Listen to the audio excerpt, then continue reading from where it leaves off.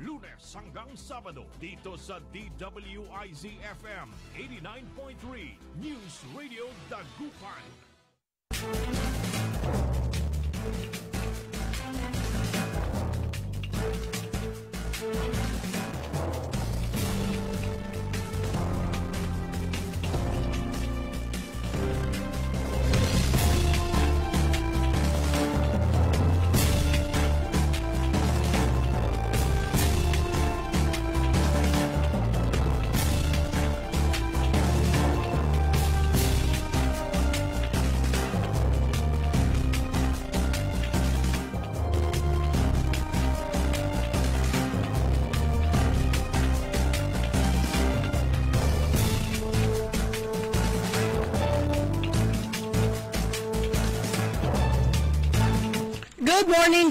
Good morning mga kaibigan. Naimbag nga bigat, kanyayo amin na po.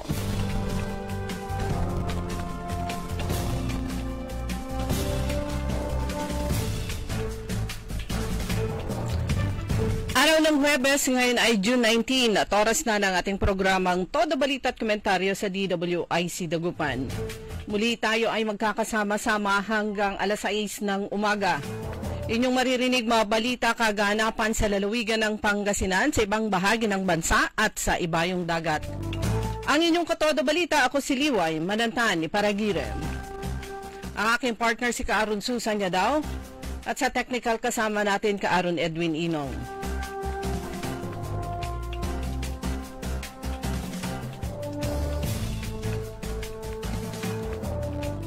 Sa ulo ng mga balita sa Balitang Nasyonal.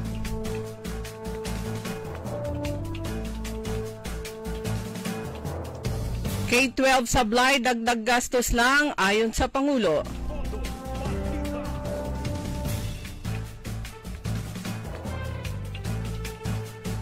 Fuel subsidies tiniyak sa sirit presyo ng langis.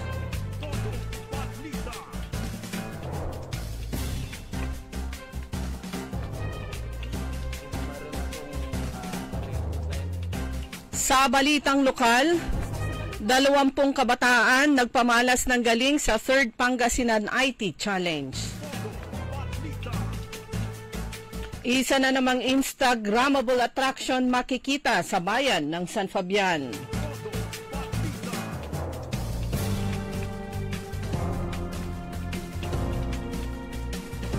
Sa balitang pampalakasan,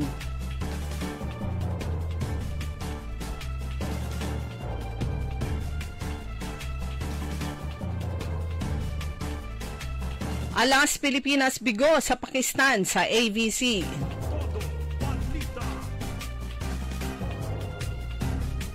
At ngayon sa detalye ng ating mga balita.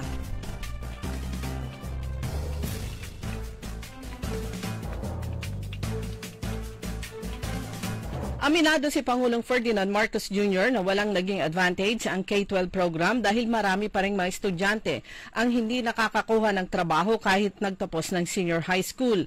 Nagpahayag ng pagkadismaya si Marcos dahil nagdagdag pa ng gastos sa mga magulang ang naturang programa tulad ng matrikula, pambili ng school supplies at libro sa loob ng 10 taon.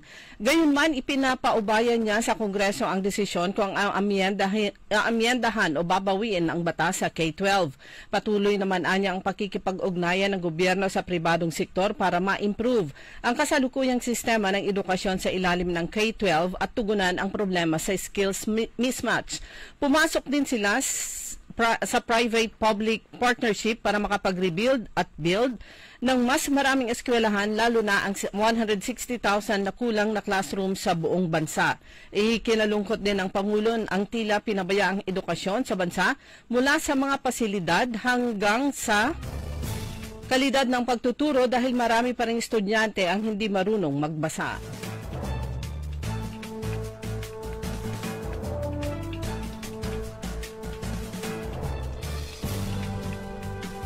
Tiniyak ni Pangulong Marcos na magbibigay ng fuel subsidy sakaling tumaas ang presyo ng langis dahil na rin sa tensyon sa pagitan ng Israel at Iran. Ito ang tugon ng Pangulo sa tanong kung ano ang ginagawang paghahanda ng pamahalaan sa epekto ng kaguluhan ng dalawang bansa. Ayon kay Marcos, inaasahan na nila na tataas ang presyo ng langis dahil sa Hormuz Strait ay haharangan sakaling tumindi ang kaguluhan doon at hindi makakalabas sa pinagmumulan ang langis kaya tiyak na ang pagtataas ng presyo nito.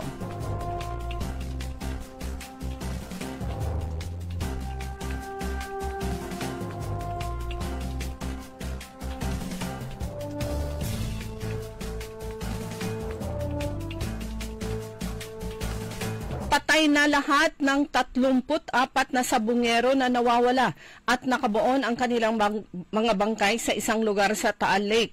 Ito ang ibinunyag ng isa sa mga suspect na gustong maging state witness sa kaso ng mga missing sabungeros. Ang suspect, isa sa 6 na security guard sa Manila Arena, ay gumawa ng kanyang revelasyon sa panayam ng isang telebisyon na inere kagabi. Nauna lang tinukoy ng Philippine National Police ang mga suspect sa pagkakawala ng mga sabungero na sina Julie Patidongan, Gleer Codilla, Mark Carlos Zavala, Virgilio Bayog, John Ray Consolacion at Ronerto Matiliano Jr. Sinabi ng suspect na kilala lang sa alias na Totoy sa televised interview na isa na ngayong hamon sa pulisya para makilala ang mga labi ng mga biktima. Ikwinento ni Totoy na pinatay ang 34 na sabungero sa pamamagitan ng pagbigti sa kanilang leeg gamit ang tie wire o alambre. Ayon kay Totoy, nagpasya siyang lumantad at sabihin ng mga nalalaman sa krimen dahil sa mga natatanggap na pagbabanta sa kanyang buhay at ng kanyang pamilya.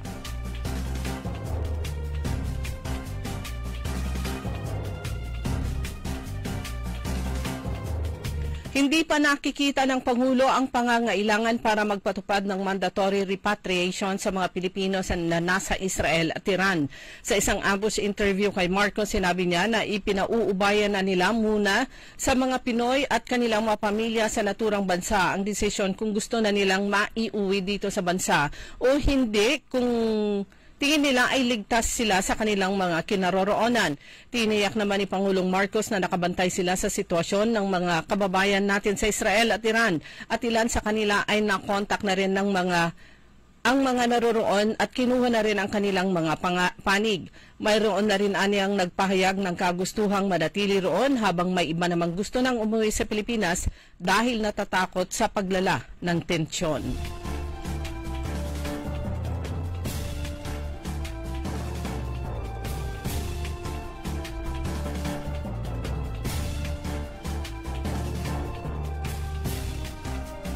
Dumako naman tayo sa mga balitang lokal.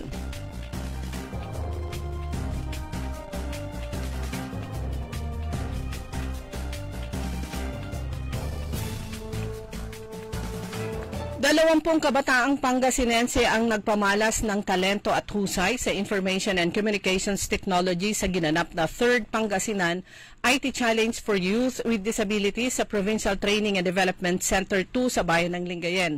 Bahagi ito ng patuloy na adhikain ni Governor Ramon Gico III na bumuo ng isang mas inklusibo, makabago at kabataang handa sa hinaharap na digital age. May 4 na kategorya ang paligsahan na kinabibilangan ng eLife Map, eTool Excel, eTool PowerPoint at eTool Content Movie Making. Sa eLife Map category na iuwi ang first place ni Lina Aquino Junio, deaf or hard of hearing ng Bayambang National High School. Second place si Andrea Santos, visual ability ng Alaminos City National High School. At third place naman si Kyle Jared Aguirre, physical disability ng Bayambang National High School. Sa kategoryang eTool Excel, nasa first place si Ken Solomon David, may intellectual learning disability ng Banawang National High School sa Santa Barbara. Second place naman si Kathleen Mendez, deaf or hard of hearing ng Alaminos City National High School. At third place si Jake Adam Fontanilla, may intellectual learning disability ng Bayambang National High School. Para naman sa ETOL PowerPoint, nasungkit ang first place ni Mark Lawrence Posadas, intellectual or may learning disability ng San Carlos College. Second place si Jake Adam Fontanilla ng Bayambang National High School at third place si Ken Solomon David ng Banawang National High School. Sa ETOL content naman, ito yung movie making category. Nasungkit ang first place ni Ken Solomon David. Samantalang second place si John Patrick Cervantes, may physical disability ng mga Tarem National High School. At third place si Adelisa P. and Advincula, may physical disability ng Kuliling National High School sa San Carlos City. Ang mga nagsipagwagi sa kompetisyon ay sasabak sa National IT Challenge for Youth with Disabilities sa darating na June 24 hanggang 27, nagaganapin naman sa Ramada Hotel sa Binondo, Manila.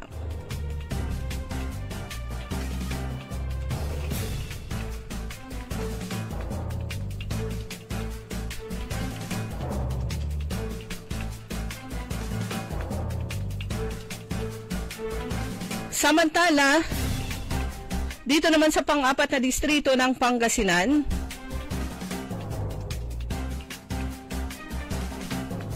meron na namang isang Instagrammable attraction na makikita sa bayan ng San Fabian.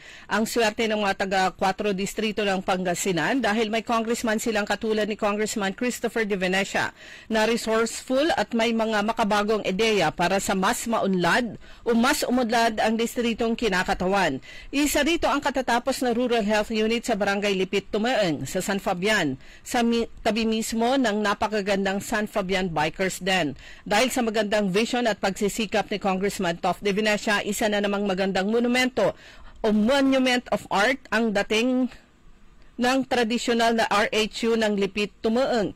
Kaya bukod sa pagiging health center, ito ngayon ay isa ng swak na Instagrammable attraction para sa mga kabataan at mga kababayang mahilig mag-selfie sa magagandang lugar. Si Congressman Tof De Venecia ay sadyang maparaan at may magandang relasyon sa iba't ibang sangay ng pamahalaan, kaya sa tulong ng National Commission for Culture and the Arts ay nagawa niyang maging attractive para sa mga turista ang RHU ng Lipit Tumaeng sa San Fabian. Ang lumikha ng abstract art sa RHU ay ang team ng CCP 13 Artist Awardee na si Leroy New at may ang mga local artists mula naman sa pang-apat na distrito ng Pangasinan.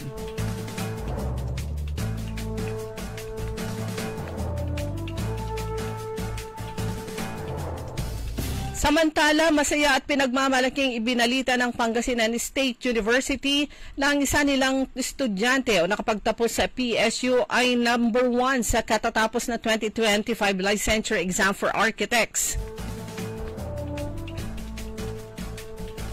Top 1 si King Nixon Castro Mabanta ng PSU Urdaneta City Campus na nakakuha ng top spot na may average na 88.10%.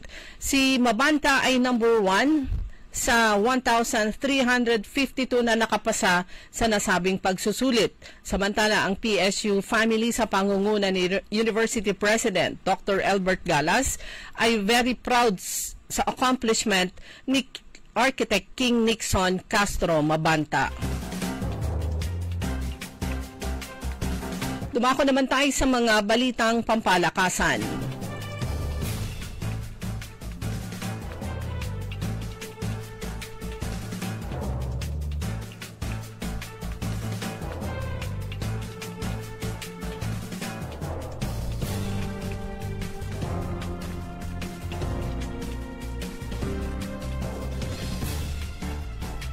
Kabiguan ang bumulaga sa Alas Pilipinas Men's National Volleyball Team pagkatapos ang pagyukod sa Pakistan sa una nilang laban sa AVC Men's Nations Cup nitong Martes ng gabi sa Manama, Bahrain. Pumalo si Leo Ordiales ng 22 points mula sa 15 kills, 5 blocks at 2 service aces para pamunuan ang mga Pinoy Spikers habang tig-10 markers sina Buds Bodin at Steven Rutter. Samantala, sa women's volleyball naman, malaking tulong si rookie draft top pick Bella Bilen sa magiging kampanya ng Capital One Solar Spikers sa nalalapit na pagbubukas ng Premier Volleyball League o PVL.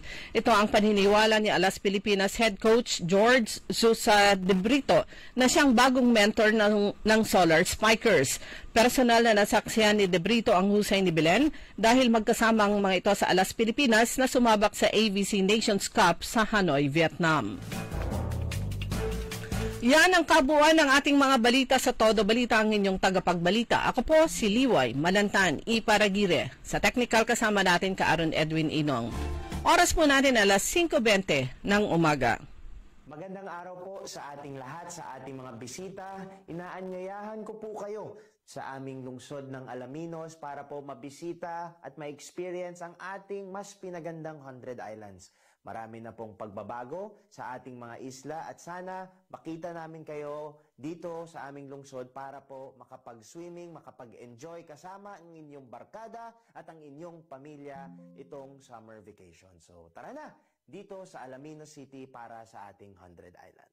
Ang patuloy na pagpapaganda sa 100 Islands National Park at lungsod ng Alaminos ay pinangungunahan ni Mayor Art Brian Celeste. Ang balitang ito ay inihatid sa inyo ng Bingo Plus. Download Bingo Plus app now on Google Play and Apple App Store. Visit bingoplus.com to learn more. With Bingo Plus, bingo sa saya, plus sa panalo. Gaming is for 21 years old and above only. Game responsibly, keep it fun. High blood, salot, milyong-milyong katao na ang namamatay sanhi nito. Kaibigan, baka ikaw na ang susunod. Ako ay si Maria Lunag ng Cordon Isabela, 16 years old. Yung asawa ko may diabetes, cholesterol, may high blood. Narinig ko sa radyo, mabisa daw yung Paul capsule. Bumili ako, pinainom ko sa asawa ko. Gumaling siya at lumakas. Kayo mga kabarangay ko, gumamit na kayo ng capsule. Kalusugan mo garantisado. Kaya kaibigan, buhay mo'y ingatan. Mag-Aldrich Pau de Arco Herbal Capsule na para kalusugan mo ay garantisado. Uy Suki! Manaanap kayo na mamuran sa saliwan?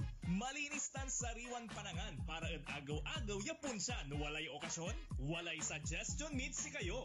Galila at Macador Market. Yadiman, makasaliw na mamura. Sariwa, tan malinis, yasasaliwan niya karne na baboy tan baka. Manok, sira, pising, tan nanduruman Ricardo para ud panangan. Narumog yung mat at Macador Market susaliwan na dry goods. Groceries, panangan, tan walamat sulakuan na prutas. Anthony Seren so alagaran nyo. Gawa yun nanduruma supon sayo agaw-agaw at Macador Market. Lukas agaw-agaw sa Macador Market. Manlapot alas 4 at palbangon. Anggad alas 8 yalabi. Bisita kila at Macador Market. Galvan tan Zamora Street. Jad downtown at syudad na Dagupan. DWIZ. Liway Manantan sa Todo Balita.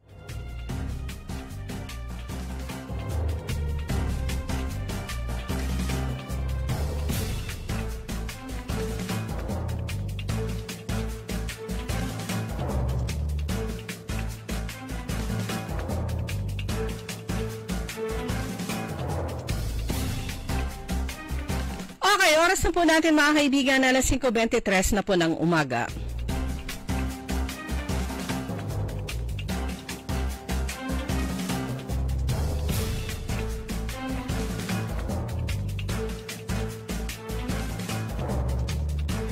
Okay, sa pagbabalik po ng Todo Balita, kasama niyo po Liway Manantani Paragire. Ang oras na po natin, alas 5:23 na po ng umaga.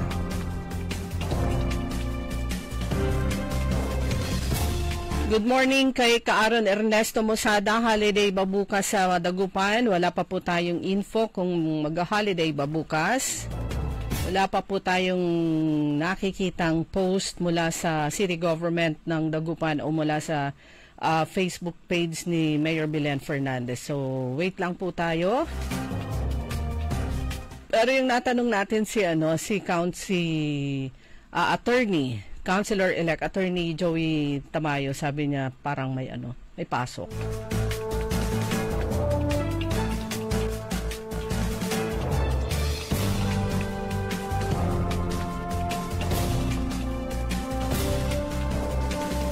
So bukas nga ay city anniversary ng Dagupan City. Pang ilan na ba ito? Wait lang ha, titignan ko. City anniversary at maraming maraming mga ganap bukas na hatid naman ang iba't ibang department ng lungsod.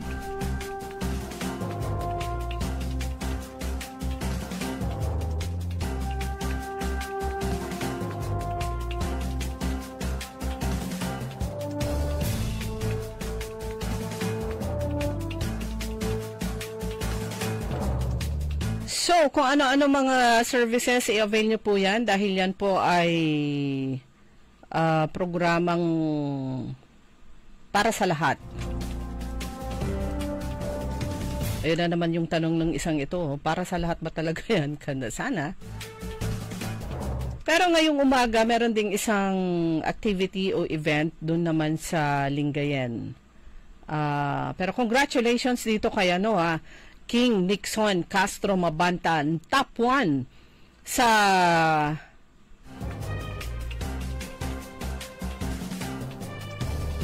architecture exam, pero dati na pala siyang nag-top 2. Si King Nixon Castro Mabanta, top 2 sa February 2023 Master Plumber Licensure Examination. Ayan, yung kanyang rating that time ay 85.6. At talagang magaling ang batang ito. So, itong si King Castro Mabanta ng Pangasinan State University, Urdaneta City, Urdaneta Campus ay nakakuha ng 88.10 at top 1 nga out of the 1,352 na pumasa. Sa June 2020, eto lang. Iyan ang kagandahan ngayon, yung mga examinations, yung mga board exams, agad-agad na malalaman ng mga nag-exam kung sila ay pumasa o hindi dahil mabilis ang paglabas ng mga results. Unlike before, mag-aantay sila ng ilang buwan. So ito, June 2025 Architect Licensure Exam, tapos lumabas na agad, hindi pa tapos ang buwan. So, out of the 2,075 na nag-take ng exam, ang pumasa ay 1,352 o kaya 65.16%.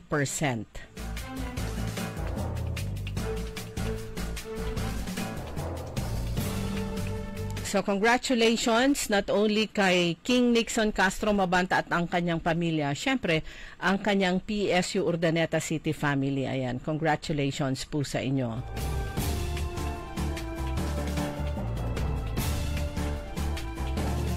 Tapos ngayong araw naman, merong ang ganap dyan sa Lingayen. Ayan, hinahanap ko yung asan ka na ba? Kung kailangan ko yung info, hindi ko makita kaagad. Ayan, RDC,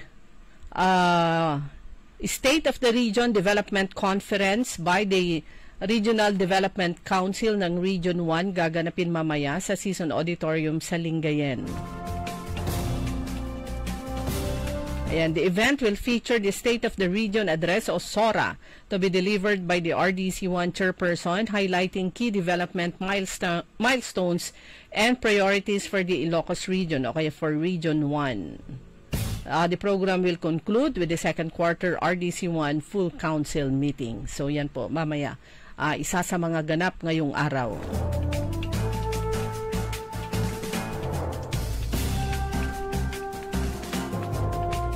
So, congratulations, top 1. At dun sa result na yon, marami ang mga nag-top, kasama sa top 10 na mula sa iba't ibang mga schools sa mga rehiyon o kaya mga probinsya. Pero meron yung ilan na from UST na pumasa, nasa top 10, kumbaga, sa nasabing licensure examination.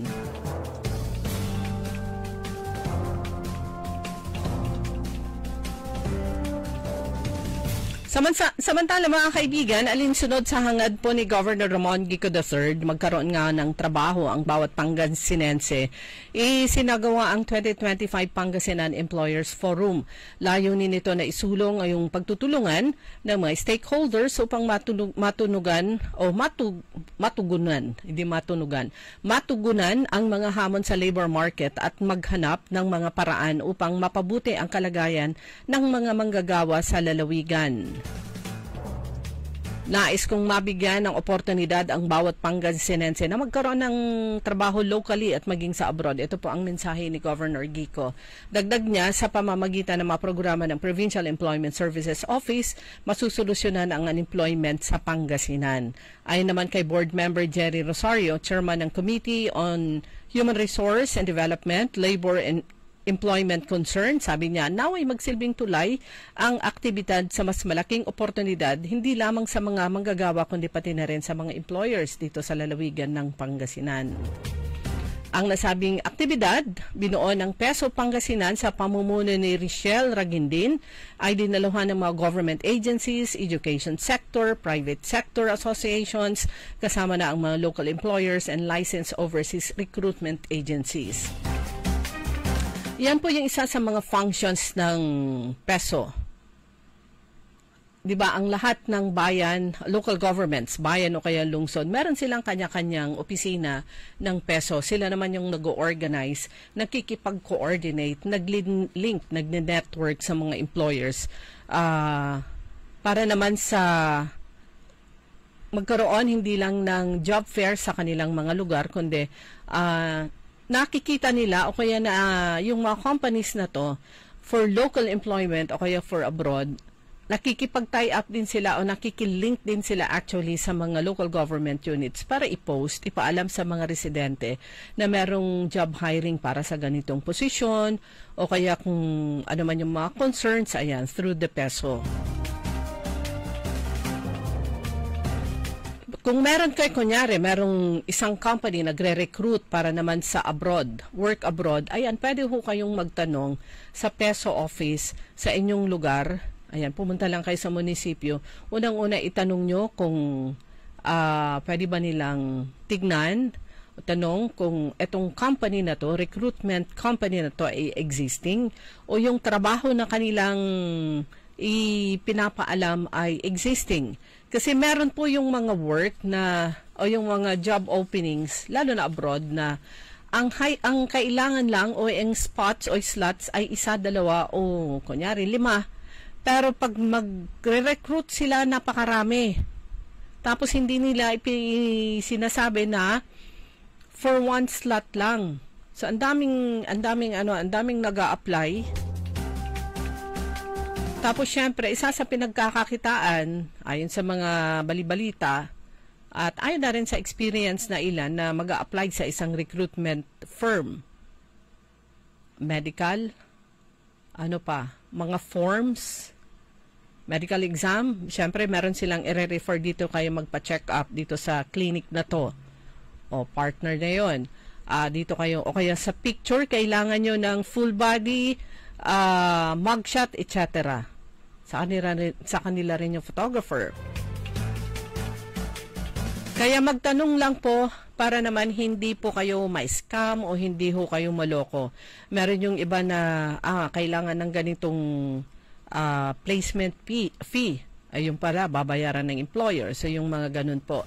Pero doon sa bayan ng Rosales, meron silang magandang partnership with Yeongju City sa South Korea.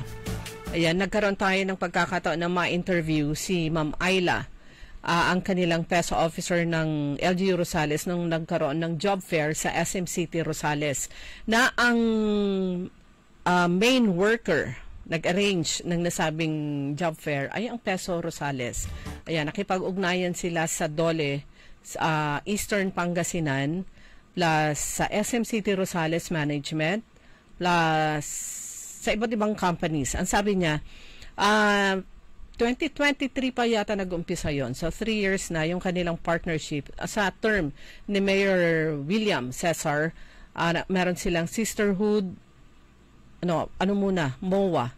signing ng Memorandum of Agreement, and later on, nagkaroon na sila ng Sisterhood Pact na kung saan nagpapadala sila ng farm workers sa Yongju, South Korea. Si LGU Yongju City ng South Korea, siya yung nakikipag-ugnayan o sa kanila nakikipag-ugnayan yung mga farm owners dun sa nasabing city. Ang LGU Rosales naman, sila naman ang tumutulong sa recruitment. So, announcement sa kanilang mga kababayan at pagtanggap ng mga applications, and then pag-interview na dumadating sa LGU, sa bayan ng Rosales, yung mga kinatawan ng Yongju City para naman interviewin yung mga applicants. Pero palaging pinapaalala sa applicants dahil farm worker yung kanilang ina-applyan, dapat kabisado nila, malakas ang kanilang pangangatawan at kumbaga kaya yung hirap. Dahil mahirap naman talaga yung trabaho ng mga farmers. Nakatatlong batches na sila at ang ilan sa mga success stories, meron yung repeat contract, ibig sabihin nagustuhan ng employer yung trabaho ng employee, yung farm worker, dahil ang trabaho lang nila ay from 6 to 8 months dahil may winter doon sa South Korea. So bago mag-winter, tapos na yung kontrata dahil hindi rin sila nakakapagtanim kapag winter season. Pero meron daw yung mga farm owners na meron silang mga greenhouses, diretso yung trabaho. So meron yung nakatatlong kontrata na, meron yung 2, at ang magre-recommend for the new contract ay yung employer mismo. Ayan, farm workers sa South Korea. Kahapon may nakita ako, kapartner naman ng city government ng Baguio City, isang lokal na pamahalaan sa South Korea pa rin. Marami rin po tayong nakikita marami rin tayong nakikita na mga announcements at mga nababalitaan na nakikita natin sa Facebook, yung mga nagva-vlog ng mga farm workers, mga Pilipino sa Japan naman. Ayan, anos lang, iti trabaho apo dahil hanga nalagaan ti trabaho ti farmers. Pero yun nga, ilan sa mga success stories dito sa Rosales, sabi ni Ma'am Ayla, ay meron na yung mga nakapagpatayo ng bahay, merong nakabili ng properties, mga lupa, meron nakapag-invest, nakabili ng sasakyan. Dahil ang nag-average yung kanilang net na sweldo, net sa kanilang sweldo kada buwan, nag-average ng 40,000. Malaki pa rin yun. Hindi naman nila kikitain yun sa loob ng isang buwan sa kanilang pagsasaka sa kanilang bukid.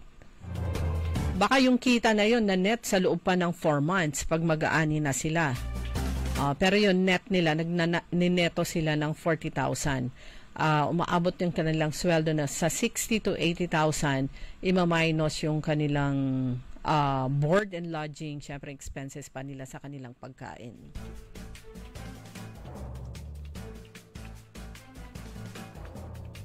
So yun, yung gusto ng ating gobernador na magkaroon ng mas marami pang trabaho dito sa lalawigan ng Pangasinan sa pamamagitan ng pagkakaroon ng maraming investors para yung ating mga kababayan na makahanap ng trabaho dito sa lalawigan ng Pangasinan.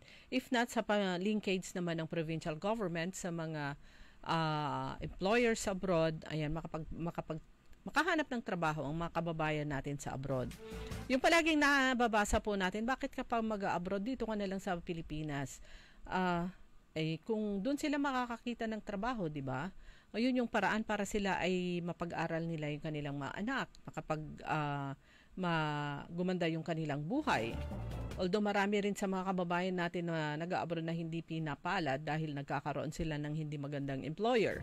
O kaya maganda man yung employer nila o 2, 3 yung kanilang trabaho pero yung kanilang mga naiwang pamilya naman dito sa Pilipinas, gastador. O kaya meron yung mga asawa, hindi na nagtatrabaho, inaantay na lang yung padala ng asawa, may it be asawang babae o kaya asawang lalaki. Yan yung mga realidad dito sa ating bansa, di ba mga kaibigan? The realities na masakit. Eto naman, balita mula naman sa National Council on Disability Affairs. Nabasa ko lang ito nung isang araw. Muling pinapaalalahanan, sabi po dito, ng National Council on Disability Affairs, ang publiko, itigil ho yung pangahamak at paglilibak sa mga taong may kapansanan sa social media. Yung balita na news natin kanina, good news yun. Merong patimpalak para sa mga estudyante na may disability o mga PWD. At magagaling sila sa technology. So ayon dito sa National Council on Disability Affairs, mariing kinukundina ang paglaganap ng mga online content na tahasang nilalait, ginagawang katatawanan, o kaya dinidiskrimina ang mga taong may kapansanan. Ang ganitong gawain ay hindi lamang immoral, kundi labag din sa batas. Ayon sa Republic Act 9442, Amendment to Republic Act 7277, ito yung Magna Carta for Persons with Disability, may higpit na ipinagbabawal ang anumang uri ng paglilibak, diskriminasyon o paninira laban sa mga may kapansanan. Ang sino mang lalabag ay may kaukulang pananagutan sa ilalim ng batas, ayon po sa National Council on Disability Affairs. So kayo, ano ang dapat gawin upang labanan ito? Yung ginagawa nilang content, yung mga persons with disability. Anong pwede nating gawin? Una, huwag panoorin, huwag mag-react, o huwag i-share yung ganong content para hindi ito kumalat. Pangalawa, i-report ito sa social media platform sa ilalim ng kategoryang hate speech o bullying and harassment. O meron pala ito. So hanapin nyo yung sa social media platform na hate speech o kaya bullying and harassment at tapos i-report. Ipaabot ang reklamo sa mga otoridad. Meron pong PNP Anti-Cybercrime Group.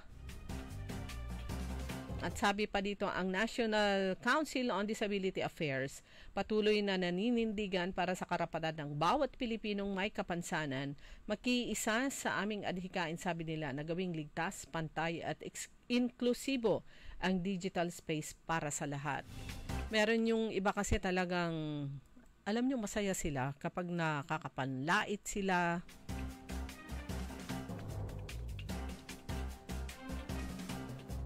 O kaya yung iba pa.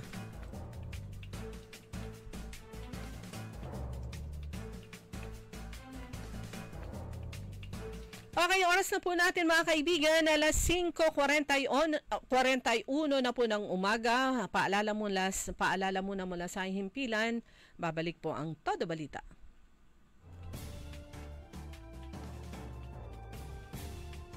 Milyong katao na ang namamatay sanhi nito. Kaibigan, baka ikaw na ang susunod. Ako ay si Maria Lunag ng Cordon Isabela, 16 years old. Yung asawa ko may diabetes, cholesterol, may high blood. Narinig ko sa radyo, mabisa daw yung Paul capsule. Bumili ako, pinainom ko sa asawa ko. Gumaling siya at lumakas. Kayo mga kabarangay ko, gumamit na kayo ng capsule. Kalusugan mo garantisado. Kaya kaibigan, buhay mo'y ingatan. Mag-Aldrich Pau de Arco Herbal Capsule na para kalusugan mo ay garantisado. Uy Suki! Manaanap kayo na mamuran sa saliwan? Malinis tan sariwan panangan para agaw-agaw yapon siya no walay okasyon? Walay suggestion meet si kayo. Galila at Macador Market. Yadiman, makasaliw na mamura. Sariwa, tan malinis, yasasaliwan niya karne na baboy tan baka. Manok, sira, pising, tan nanduruman Ricardo para ed panangan. Narumog yung at Macador Market susaliwan na dry goods, groceries, panangan, tan walamat sulakuan na prutas. Anthony Seren so alagaran nyo. Gawa yun nanduruma supon sayo agaw-agaw at Macador Market. Lukas agaw-agaw sa Macador Market. Manlapod alas 4 at palbangon. Hanggang alas 8 yalabi. Bisita kila at Macador Market. Galvan tan Zamora Street. Jad Downtown at Syudad na Daguban. DWIZ.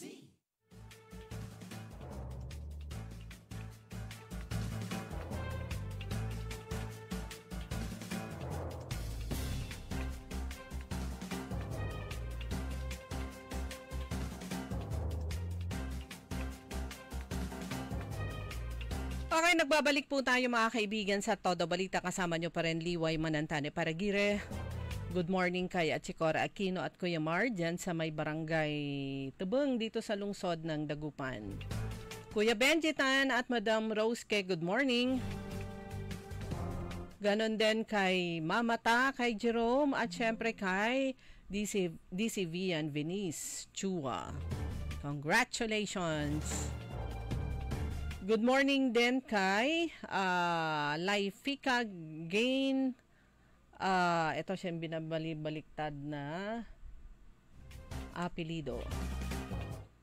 Ayan, good morning po sa inyong lahat. Kay Sir Roberto Nimer, kay Tessie Orlando Ake na binabati rin niya si Lorena Maramba ng happy birthday, June 19 ngayon. Happy birthday Lorena Maramba sa Canteen na Lugay Tessie Aki ng Poblacion Weste. Randy Manawis, good morning. Jocelyn de Mateo, Tristan YF Gulay, Sir Roberto Nimer, at saka si Ma'am Araceli, yung mga kasamahan natin sa Girl Scout of the Philippines, Dagupan Council. Good morning po.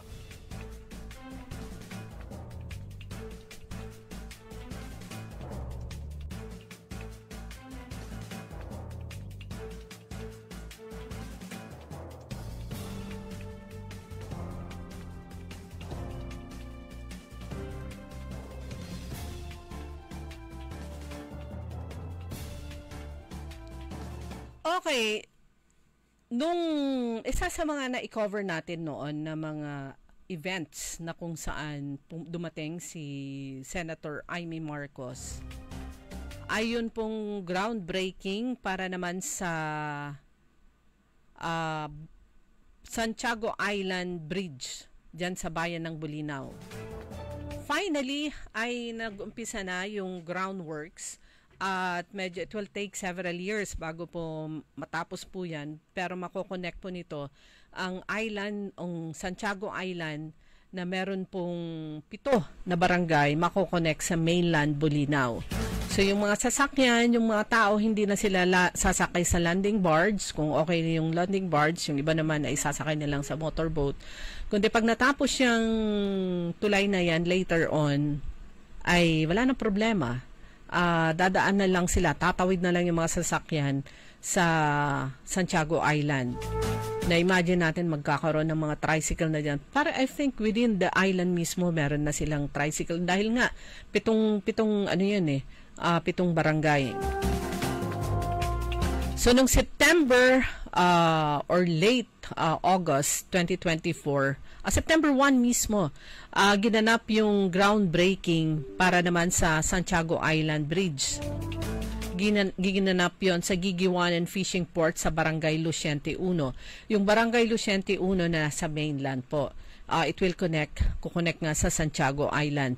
That time, nagkaroon tayo ng pagkakataon na ma-interview naman si Engineer Marieta Mendoza, ang district engineer ng DPWH District Office 1. So eto po, pakinggan po natin. Kumuha na kasi tayo ng update. The last time na nakita natin siya somewhere patungkol sa nasabing construction ng bridge, Santiago Bridge dyan sa Bulinaw.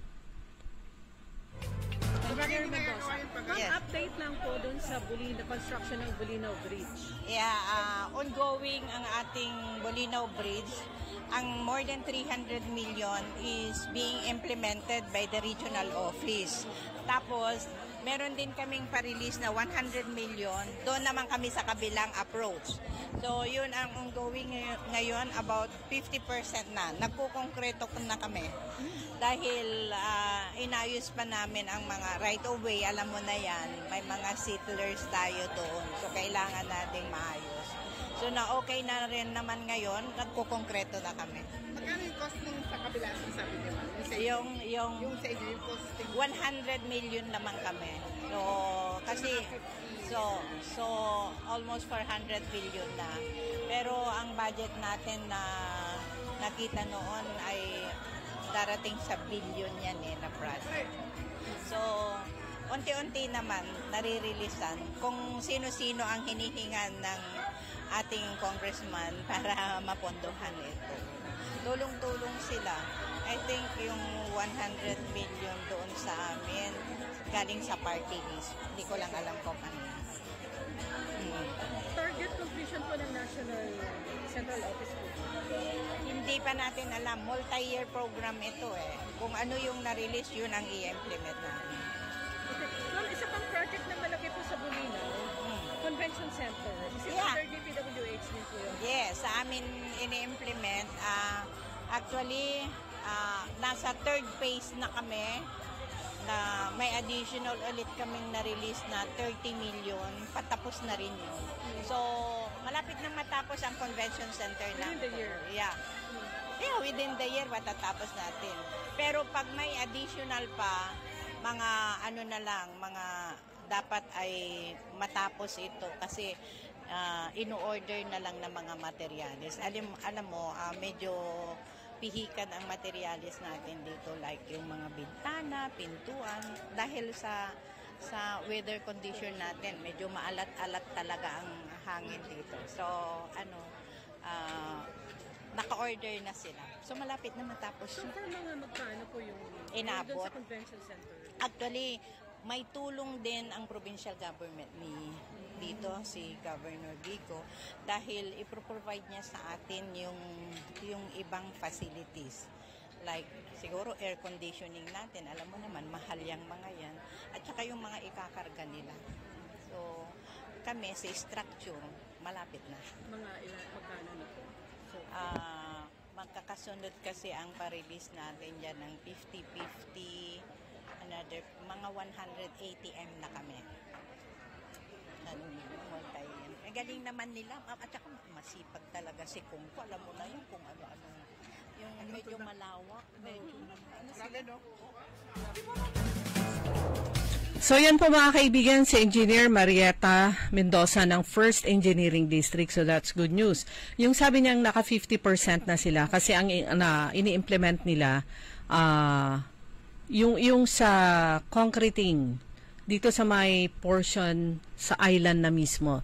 Yung bridge mismo, construction ng bridge, ang mag-i-implement nun under the supervision of DPWH Region 1. So sila, DPWH District 1, yung sakop nila, yung sa kabila.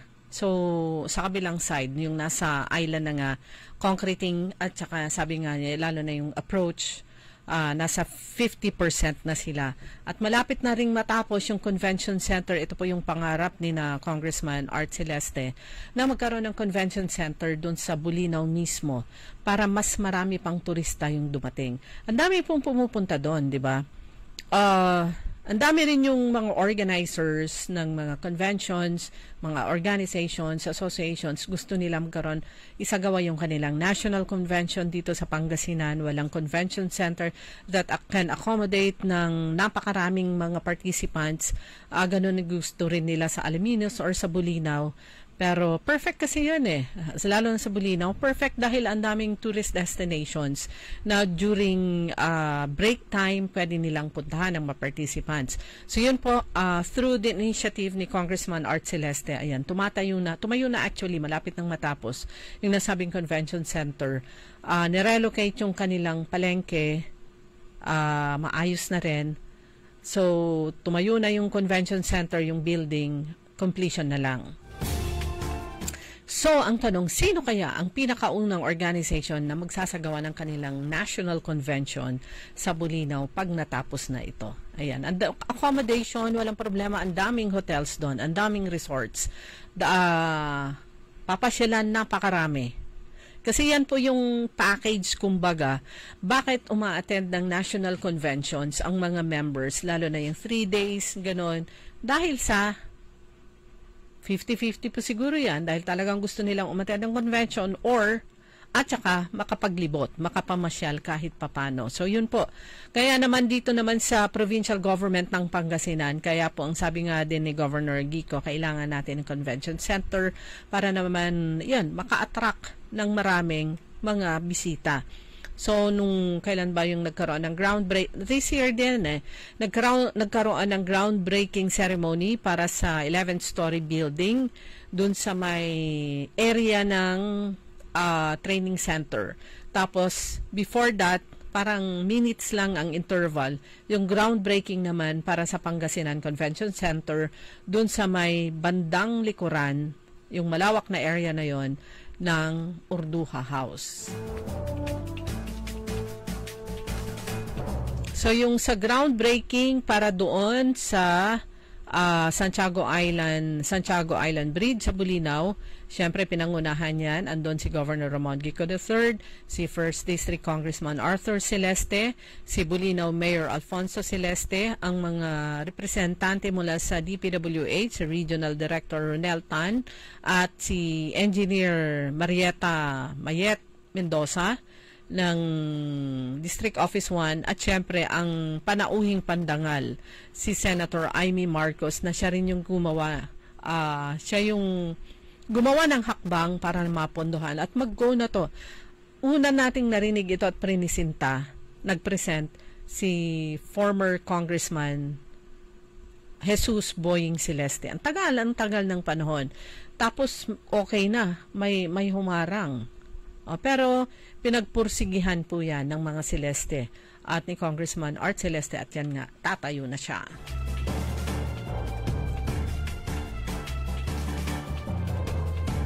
So, okay, hinahanap ko pa rin. Asan na yun? Nakalimutan ko na. Yung mga activities, mga ganap bukas. Ayan. Bukas nga po, 78th araw ng Dagupan, agaw na Dagupan. So may mga activities, siguro nag-start na to sa iba't ibang araw. Lahat ng departamento ng city government, meron po silang mga kanya-kanyang activities. City Social Welfare and Development Office, CDRRMC, turnover ng 7 rescue vehicles, orientation on disaster preparedness, City Health Office, free medical check-up, dental check-up, anti-pneumonia vaccination, lab test, lectures on dengue, ang leptospirosis, usong-uso po yan pag ganitong mga panahon na umuulan. Sa City Health Office, Sanitation Division, meron silang misting sa mga paaralan, and zero open defecation, awarding of toilet drums. Saan kaya ito? Bureau of Fire Protection, Philippine National Police, Dagupan PNP, Katropa, Women's Center, Gender and Development, ano pa? Teen Center, merong art exhibit, collage of teen center activities, mass registration of Europe, mass registration of the next art workshop, sa Teen Center yan. Waste Management Division, City Tourism Office. Sa wakas may nakita tayong balita tungkol naman sa City Tourism Office. Tahimik to eh. Pre-registration for DOT accreditation of restaurants, hotels, and MICE, UMIS, venues, exhibit of various city events. Sa peso naman, yan, meron din. City Agriculture Office, City Legal Office, City Engineering, Civil Registry, City Nutrition Office, City Veterinary Office, Saving Max, City Population and Development Office. Ayan, may kanya-kanya po silang mga activities kaugnay sa selebrasyon ng 78th Agaw na Dagupan. Bukas po yun, pero early on, nitong mga nakarang araw may mga activities na ang iba't ibang opisina, sangay o departamento dyan sa city government. Good morning kay Tristan Wife Gulay, Tersenyo Marsan Arnel, Baki Husay, Sir Napoleon ko, good morning. Laifika Gain Orsia, ayan, binaliktad niya kanya apelido. Ernesto Musada, Graciel Damatro, Randy Manawis, Marvin Nadong, good morning. Sina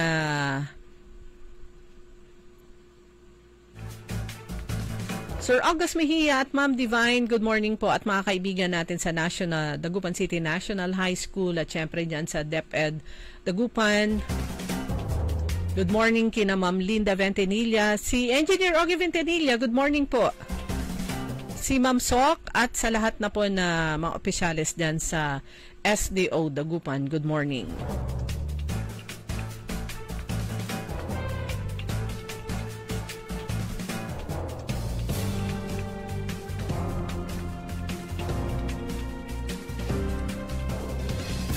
Tuloy-tuloy naman po ang ginagawang pagtulong at ginagawang mga aksyon ng lokal na pamahalaan ng Basista para matulungan yung mga kanilang mga kababayang mga negosyante sa doon sa nasunog na public market. So binigyan sila ng pansamantalang lokasyon.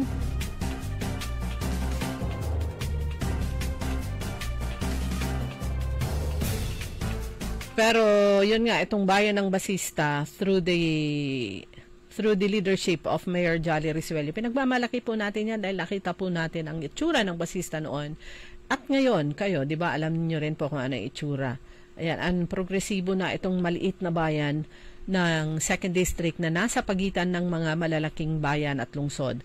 Ang maliit na bayan ng Basista ng 2nd District ay nasa gitna po yan ng Bayambang, Malasiki, San Carlos, at sa kabila ay, I think, kung hindi ako nagkakamali, Urbistondo.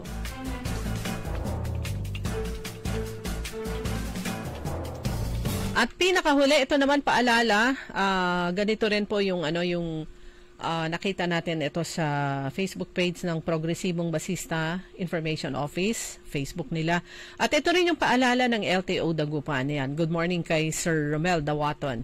Ito naman, LTO Bayambang District Office, Plate Caravan. May plaka na ba ang inyong motorsiklo? Ayan, magkakaroon ng Plate Caravan sa June 21, Sabado, sa Municipal Auditorium mula alas 8 ng umaga. Auditorium po yan ng Basista hanggang alas 2 ng hapon, hatid ng LTO Bayambang District Office sa pagkikipagtulungan ng LGU Basista. So sa mga may motor na wala pang plaka, magdala ng original at photocopy ng official receipt, ORCR, at valid ID. Siyempre, dahil nagda-drive kayo, ang pinaka-valid ID nyo na madali nyong i-present, driver's license. Kung wala kang valid ID na maibigay, wala talaga. Ibig sabihin, pati driver's license wala ka. O mag-apply ka na. Okay, with that mga kaibigan, ang inyong lingkod ay magpapaalam na until bukas muli, alas 5 hanggang alas 6 ng umaga sa Toda Balita, sa DWIC. Sa ngalan po ng aking partner, Kaaron Susan Yadaw, at sa technical, si Kaaron Edwin Inong, inyong nakasama sa Toda Balita. Ako po si Liway Manantani Paragire, isang napakagandang umaga po sa inyong lahat. Ang balitang ito ay inihatid sa inyo ng Bingo Plus. Download Bingo Plus app now on Google Play and Apple App Store. Visit bingoplus.com to